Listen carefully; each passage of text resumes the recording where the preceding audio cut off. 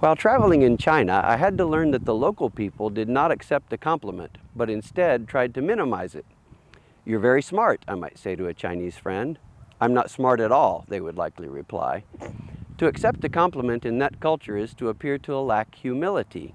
As an American, I might be tempted to just say, "Thank you," without resisting the compliment. I might have thought that the conversation ended on the right foot, while the thought on the other person's mind was actually, "Oh, this guy doesn't know how to be humble."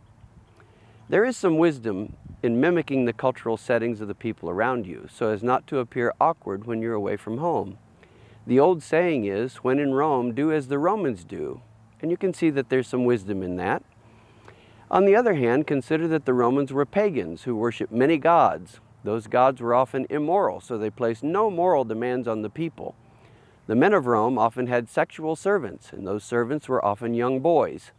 There was no shame in visiting a prostitute or in sexually exploiting the slaves of either gender. The father of a Roman household would decide when a child was born whether he would raise it or leave it to die from exposure. They had two justice systems, one for the wealthy and another for the poor or the slaves, of which the society had many. They enjoyed the blood sport of gladiatorial games.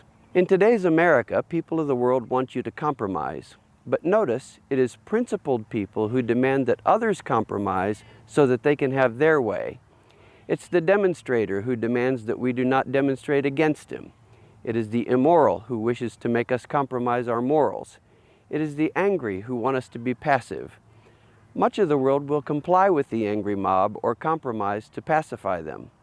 But we do not live off of what other people do. We live off principles that we learned from the highest source of authority and wisdom. Compromise isn't all bad. In fact, it can be a sign of humility. It says to people around us that we know we don't have all the answers and that our own opinions need to be balanced against the opinions of others or against the collective.